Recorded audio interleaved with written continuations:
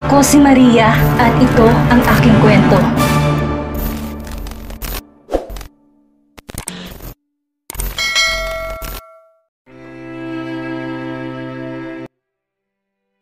Nagawang magpakasal ni Alicia sa lalaking hindi niya kilala, kapalit ng perang pampagamot sa sakit niya.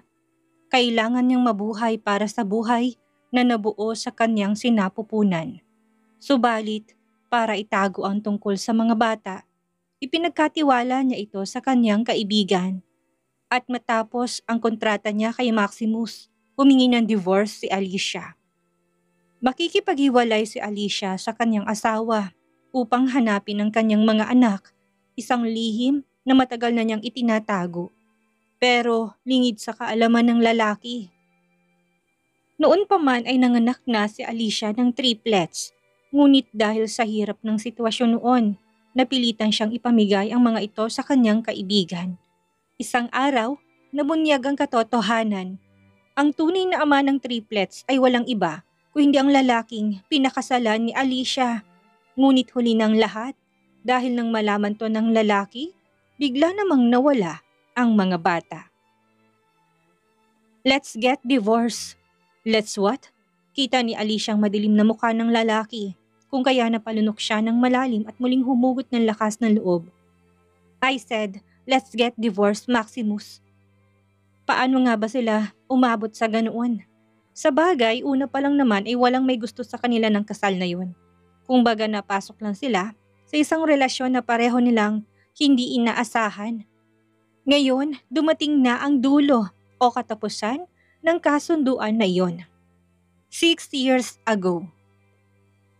Napabuntong hininga si Alicia at nag-doorbell sa bahay ng pinuntahan niya. Yes, what can I? Ikaw? Hi tita! Malaking ngiti na sabi niya dito. Huwag mo kong matawag-tawag na tita. Nang dahil sa'yo nakulong ang papa mo. Nang dahil dyan sa lintik na ex mo. Hindi ka pa nadadala. Talagang ang kapal ng mukha mo para pumunta dito. Mahiya ka naman, Alicia. Pagkasabi nun ng kanyang stepmother ay pabalang nitong isinara ang gate at iniwan siya doon. Expected niya na yon. Ilang beses nang ganun. Nagbabakasakali lang siya na makausap ito ng maayos at masabi ang totoo. Umalis na lamang siya at dumiretso sa kulungan. Fresh pa sa utak niya ang nangyari year ago. Nakulong ang papa niya dahil sa ex niya. Nang blackmail ito sa kanya na kapag tinulungan niya kaagad ang papa niya na makalaya ay habang buhay na pagkakakulong ang ipapataw nito. Wala talagang kasalanan ng ama niya. Ito lang ang sumalo ng kasalanan ng ex niya. Mayaman ng lalaki. Sila hindi. Anong magagawa niya? Nagawa nito manipulahin ang hukuman. Masama man ang loob niya, nag-ipon na lamang siya para sa pangpiyansa nito. Since 1 taon na ang nakakalipas, sure siya na pwede na. Malaya ka na, Gavino. Nakatanaw si Alicia sa labas ng bilibid at kita niyang tuwa sa mukha ng ama nang makalabas ito. Sapat na yun sa kanya. Hanggang doon na lamang siya. Sinong anak ang gugustuhin na makulong ang ama? Welcome, madam. Nakangiting sa lubong ng isang lalaki kay Alicia nang siya'y pumasok sa loob ng mamahaling restaurant na kanyang pinuntahan. Meron siyang reservation sa restaurant na yon na kahit isang beses man lang sa kanyang buhay ay gusto niyang maranasan ang ginagawa ng mayayaman, ang magwaldas ng pera. May tumutugtog ng malumanay na violin sa paligid na siyang mas nagpapadagdag sa mamahaling vibes ng paligid. Kapwa mga nakatuksido or suit ang mga lalaking naroroon. Karamihan ay mga businessman na puro negosyong kanilang pinag-uusapan. Mayroong isang table doon na puno ng kalalakihan na kilalang kilala sa larangan ng negosyo. Nakakailang ulit na sila sa pagpapalit ng kanilang food dahil sa pagiging picky eater. Dahilan para mainis ang chef na nasa kusina. Nang may muling iabot ang isang waiter sa kanya na list of order, ay natigilan to nang makita na meron pang note dito. Minutes later, tumayo ang isang lalaki na sa table ng businessman na nagmi-meeting. Buong akala niya lalapit sa kanyang chef para ito mismong magpa-serve sa kanya dahil siya ang kanina pa papalit-palit ng food niya. Ngunit hindi, kay Alicia to dumiretso.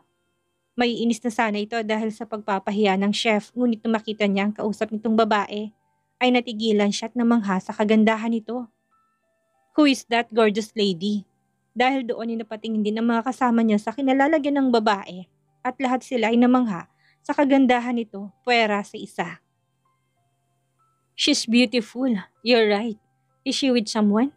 Sunod-sunod na komento ng mga ito sa babae. Ngunit isa lang ang walang pakialam at mukhang naiisip pa sa nangyayari dahil imbis na negosyong kanilang pag-uusapan ay hindi. Tuluyan ang nahumaling ang mga to sa babae na umabot sa pagbibigay ng mga pagkain sa table nito. Hindi na nakatagal pa ang lalaki at walang paalam siyang umalis sa kanilang table. Wala man lang nakapansin sa mga kasama niyang businessman sa pag-alis niya. Alam ni Alicia kung anong habol sa kanya ng mga to.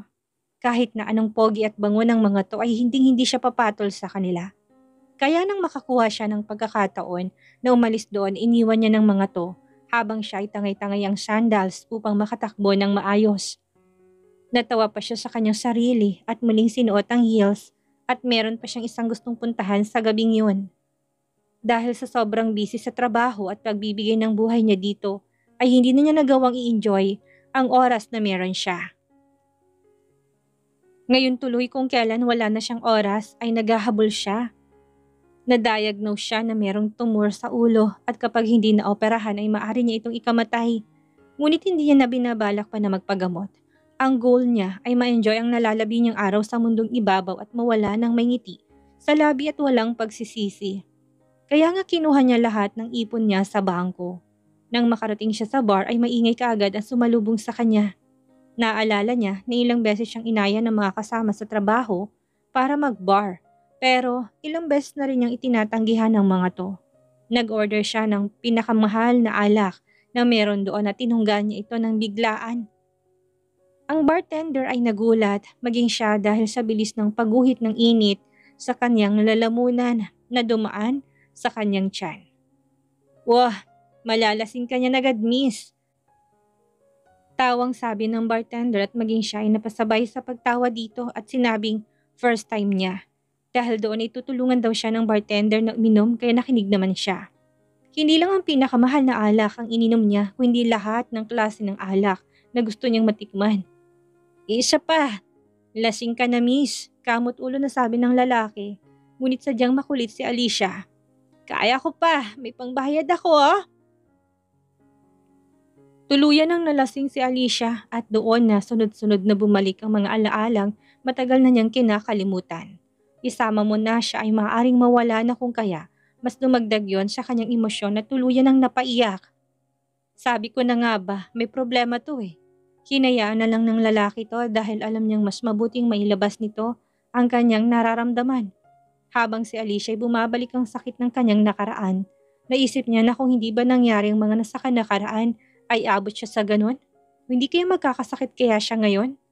Meron kayang sosuporta sa kanya at magiging rason para mabuhay pa siya. Ngayon kasi wala na. Wala siyang rason para mabuhay at walang nagmamahal sa kanya. Maya-maya basta na lang siyang tumayo upang umalis doon. Basa pa ang kanyang pisngi dahil sa mga luhang tumutulo doon, ngunit wala siyang pakialam. Nang makalabas siya ay nakaramdam na niya ang pagsuka ngunit pinigilan niyang sarili. Mayroong mga lalaki nakakita sa paglabas niya at napansin na wala siyang kasama. Napangisi sila sa isa't isa, pagkatapos ay nilapitan kaagad nilang babae. Ngunit, hindi pa sila nakakalapit nang biglang may humila sa balikat ng isang lalaki at pagharap noon sa likod ay agad siya nitong sinuntok ni kinatulog nito kaagad. Ganon din ang ginawa nito sa kasama nito, kaya parehong bagsak ang mga ito. Walang kamalay-malay si Alicia na malalagay na sa panganib ang buhay niya. Biglang merong humila sa pulsuhan niya at tinila siya nito paalis doon. Sino ka? Hirap at lasing na tanong nito.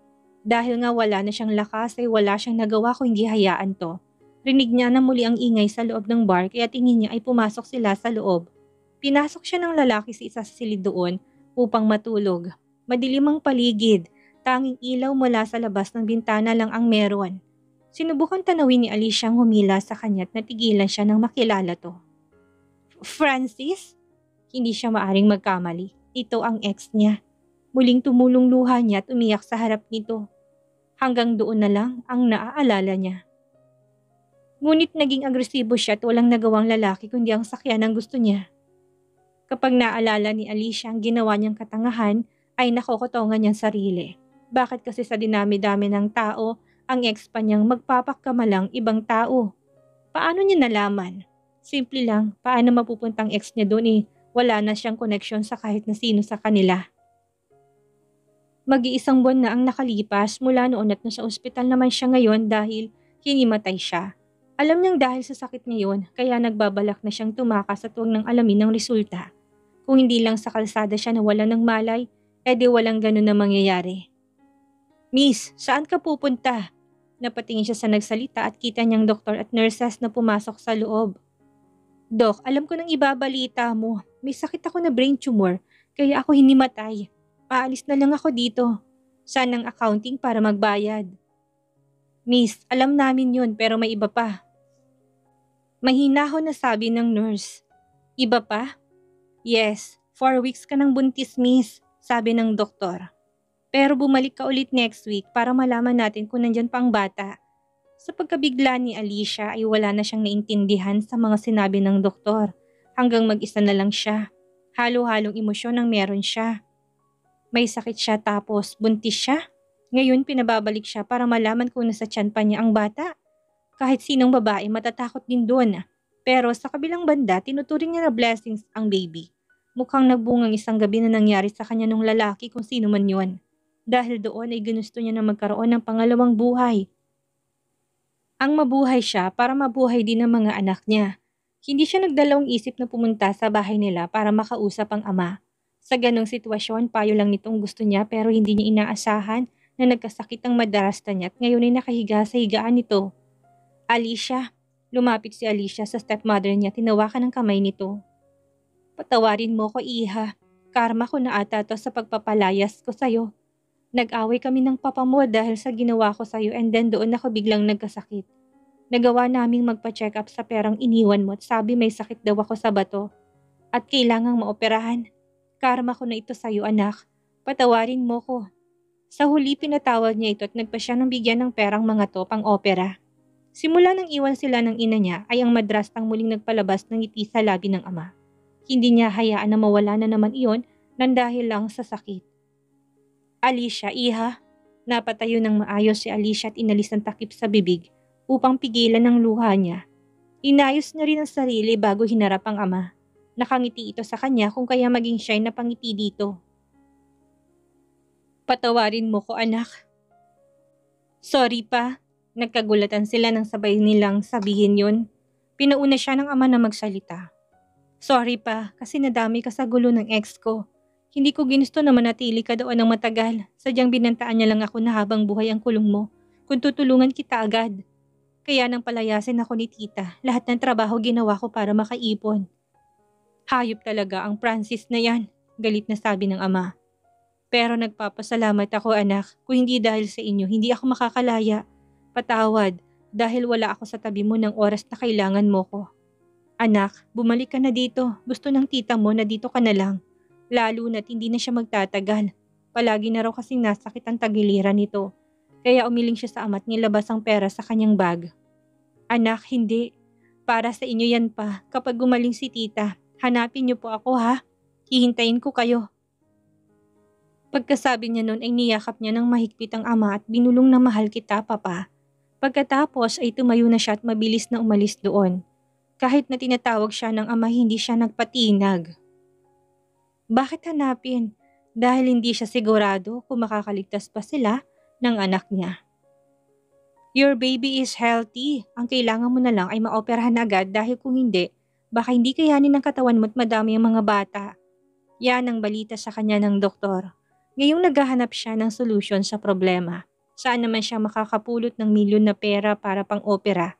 Hindi na nga niya pinaalam sa ama para hindi na madagdagan ang problema ng mga ito Lord, make a miracle please. Kung sana mawawala itong sakit ko, pikit na dasal niya. Pahirap naman tong kasal na to. Alam ko naman na wala siyang mapipili sa mga babaeng to. Kainis. Ngunit agad siyang napadilat nang marinig yon. Tamang rinig niya, diba? Namimili ng babae para sa isang kasal. Parang arranged marriage. Uso pa pala yun ngayon. Tanong niya sa kanyang sarili. Pero dahil doon nakaisip siya ng magandang idea. Hi, nagulat ang lalaki nang bigla siyang lumapit. Nasa likuran niya lang kasi ito sa isang coffee shop. Narinig ko na kailangan mo ng bride. I'm here. Wala na siyang pakialam kung matanda nga asawahin niya. Basta masagot lang pang opera niya. Okay na. Matapos siyang suriin ng lalaki mula ulo hanggang paa na kiniinis niya ay nagsalita to. Kilala mo ba si Mr. Maximus Alcantara? Maximus Alcantara? Sino yon? Takang tanong niya dito. Good! Ikaw nang hinahanap ko. Sumama ka sa akin. Hinila na kagad siya nito at base sa sinabi niya. Pasado siya kaya napangiti siya ng malaki. Hindi naman talaga siya kilala ng lalaki at anong pakialam niya doon. Sana lang ay mayaman at masagot ang pang-opera niya. Nasiguradong masasagot nga nito. Nasa harap sila ngayon ng napakataas na building. Dito ba nagtatrabaho ang mapapangasawa ko? Tumango sa kanyang lalaki at pinasunod siya. Naisip niya na baka employee. Ayaw niya na mag-advance thinking pero nang sa top floor sila pumunta ay tila nasagot ng panalangin niya. Hindi man nawala ang sakit niya makakapagpa-opera na siya. Para sa'yo to baby, bulong niya sa sarili. Nakahanap na ako ng bride mo. Pagpasok nila sa loob ay napatingin agad si Alicia sa nakaupo sa business table nito at una niyang napansin ditong pagkasimangot nito. Pakiramdam niya pasan-pasan nitong mundo pero bukod doon ay nalaman niya na hindi ito matanda. Ayos na rin sa kanya. Busy siya sa pagtingin sa paligid habang ang dalawa'y nag-uusap. Mukhang sinasabi ni Gia ng information tungkol sa kanya. Tinatanong siya kanina ng lalaki pero syempre hindi niya sinabi ang tungkol sa sakit niya. So miss, are you aware that this is arranged marriage? Napatingin siya sa mapapangasawa niya at ngayon niya lang napansin na gwapo to. Matangos ang ilong, makapalang kilay, malalantik ang pilik mata at kissable lips. In short, gwapo. Yes, very much aware. Okay, so this is the terms and condition of our contract. May inabot sa kanya na papel upang pirmahan. Alam niyang masusunod naman niya yon, lahat kaya hindi na siya nag-abala pang basahin yun. 2 years ang contract natin. Then it is a must na sa isang bahay tayo titira. Then kapag sa harap ng parents ko, we should act like a normal in love person. Madami pang sinabing lalaki pero hindi na pinakinggan ni Alicia. Are you listening? May inis na sabi ng lalaki na mapansin niyang hindi ito nakikinig. I only have one rule. Kapag nagawa mo, payag ako agad sa kasal na ito. Napaupo ng maayos ang lalaki sa sinabi nito at hinayaan siyang magsalita. Go ahead. Kanina pa namamanghal lalaki sa kanya dahil sa lahat na nakausap niyang babae, ito lang ang walang interes sa kanya. Ang iba nga'y halos magubad na sa harap niya. Sagutin mong pagpapa-opera ko. I have a brain tumor and I don't want to die. Yet. Opera? She's indeed as a brain tumor. Luckily, it can be treated as of now kasi kapag tumagal, maaaring hindi na siya makasurvive. Yan ang sabi ng doktor ni Alicia kay Maximus at Gian. What are we gonna do? Find another bride? Tanong ni Gian dito. No, paoperahan natin siya. Bukas na bukas, pupunta siya sa ibang bansa para magpa-opera. Kapag successful ang operation, ipapakilala ko kagad siya kay mom and dad. Tumango si Gian sa sinabi nito at iniwan ang lalaki doon para magtawag ng contacts niya. Napatingin si Maximus sa glass wall kung saan kita niya doon si Alicia na nakangiti pa habang kausap ang doktor. Tunay na kakaibang babae dahil sa kabila ng sakit nito at sa katotohanan na pwede siyang mamatay ay nakangiti pa siya. Who are you, Alicia Gavino? Interesado na tanong niya sa sarili. Malapit ng operation time ni Alicia at kinakabahan na siya. Wala siyang ibang kasama doon kung hindi tauhan lang ng mapapangasawa niya na si Maximus. Isa palang mayamang negosyante ang mapapangasawa niya at hindi basta-basta dahil top 1 ito sa mundo. Sa ibang bansa pa talaga niya nalaman ang bagay na yon. Well, wala siyang pakialam, basta gumaling lang siya. Ang tungkol naman sa pinagbubuntis niya ay pinagmakaawa niya ito sa kanyang mga doktor na huwag sabihin kahit na kanino. Mabuti at mabait sila kaya nilihim nila ang totoo. Wala naman daw mangyayari sa baby, pwera na lang kung hindi kakayanin ng katawan niyang operasyon. Pareho silang mawawala. Pero may tiwala si Alicia sa sarili niya para sa anak niya. It is time. Tumango siya sa mga ito at kinuha na siya upang dalhin sa operating room. Philippines, 3 months later. Successful ang operasyon ni Alicia. 1 buwan ang nakakalipas simula nang bumalik siya sa Pilipinas. At sa loob ng 1 buwan na yon ay pinag-aralan niya lang ang pamilya ni Maximus. They are married for a month now at ngayon na niya makikilalang magulang nito. Sa nakalipas na mga buwan ay nagagawa niyang itagong pinagbubuntis. Mabutit hindi ganun lumalaki ang tiyan niya. Pero babala ng doktor na once na mag 5 months ay lalaki na ito paunti-unti. Lalo na sa 6 months. Doon na rin nila malalaman kung anong gender nito. Wala pa siyang plano pero dinadalangin niya na sana'y magkaroon ng kasagutan sa problema niya. Are you ready? Napalingon siya sa may pinto niya at nakita niya doon si Maximus na nakasuot ng polo na kulay light blue at slacks na itim. Mukhang galing pa ito sa trabaho. Kakauwi mo lang ba? Sana nagpahinga ka na muna. Hindi napigilan ng lalaki na mapatitig kay Alicia dahil bagay na bagay ditong light pink na may halong dark pink na kanyang dress. Meron din sa buhok ni Alicia ang ribbon na kulay light pink. Huy, tawag pansin niya dito. Let's go. Sus, nagagandahan ka lang sa akin eh. Mahinang bulong ni Alicia na siyang ikinangiti ng palihim ni Maximus. Sa totoo lang, simula nang dumating sa Alicia doon at nagsama sila, ay may ilang pagbabago na rin nakikita si Gian dito, katulad ng pagngiti niya na yun. Hindi inaasahan ng lalaki na magdudurog din palang malaking pader na tinayo ng kaibigan sa paligid ng puso niya. Mom, Dad, this is Alicia, my wife. Finally, nakilala din kita, Iha. Yun ang pangalawang beses ni Alicia na makakilala ng magulang na naging partner niya. Pero sa bagay, pangalawa pa lang ni Maximus sa naging kasintahan niya. Hindi lang basta kasintahan kundi asawa. Naging maayos naman ang dinner nila na yun at nairaos nila ni Maximus na maging sweet sa isa't isa. I will be gone for 6 months. Kailangan kong asikasuhin ang tinatayong building sa Guam. I'm sorry if I will leave you here behind. No, it's okay. I'm okay. Ikaw dapat ang iniisip mo dahil hindi birong trabaho ang gagawin mo doon. Are you sure? Tila nag-aalalang tanong ni Maximus sa asawa. Sa ilang buwan nilang pagsasama ay napalapit na sila sa isa't isa at ramdam ni Alicia yon. Yes, of course. Pero ang pag-alis ni Maximus na yon ay magandang opportunity kay Alicia para may panganak ang anak at maitago. Sakto na wala din ang magulang ni Maximus at nasa ibang bansa at nagbabakasyon. Wala nang makakahadlang pa sa balak niya. Ayaw niya nang madamay ang mga anak. Alam niya na hindi papayag si Maximus sa oras na malaman na may anak siya sa ibang lalaki. Nakaligtas nga siya sa sakit niya dito. Promise when I came back, I will do this right. Yan ang huling sinabi ni Maximus sa kanya na hindi naman niya pinagtuunan ng pansin dahil mas interesado siya sa gender ng anak niya. Mabuti at hindi siya pinaghigpitan ng asawa lalo na't malaki ang tiwala nito sa kanya. Mayroon lang siyang isang bodyguard na lagi niyang kasama. Alam niyang magre-report to sa asawa niya kaya tinakasan niya ito. Kunwari nanonood lang siya ng sine sa loob at nagpahintay siya sa labas. Congratulations, Alicia. Triplets ang anak mo. Triplets? Hindi makapaniwala si Alicia sa nalaman at pinakita sa kanya sa screen ng mga anak at 3 nga. 2 lalaki, 1 babae. Hindi siya makapaniwala. She's having a triplets. Here you go, Alicia. It's been months at kapapanganak lang ni Alicia. Noong nalaman niyang triplets ang anak niya, hindi siya makapaniwala. Ngayong nailabas na niyang mga to ay mas lalo siyang hindi makapaniwala. Hindi niya napigilan na mapaiyak na makita ang mga to. Ang gagwapo at ang ganda niyo mga anak.